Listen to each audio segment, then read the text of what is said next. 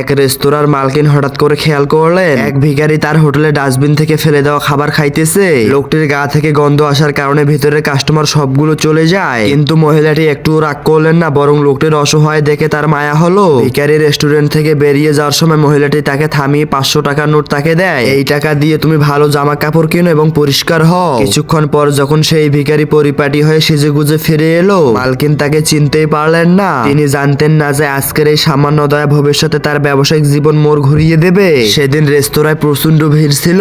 হোটেলের প্রধান শেফ হঠাৎ করে কাজ করা বন্ধ করে দিয়ে বেতন বাড়ানোর জেদ ধরলেন। পরিস্থিতির সুযোগ নিতে দেখে মালকিন রেগে গিয়ে তাকে না করে দিলেন। নিরুপায় হয়ে তিনি শেফের সহকারীকে রান্না করতে পাঠালেন, কিন্তু সেই খাবার মুখে দিয়ে কাস্টমাররা বমি করতে শুরু করলেন। খাবার ভালো না হওয়ার কারণে সবাই চিৎকার চেঁচামেচি করলেন এবং তারা বিল না দিয়ে চলে গেলেন। মালকিন বুঝতে পারলেন যে প্রধান শেফ ইচ্ছা করে সহকারীকে শেখায়নি। ঠিক এই চরম বিশৃঙ্খলার মধ্যে এলাকার ডন খেতে আসেন।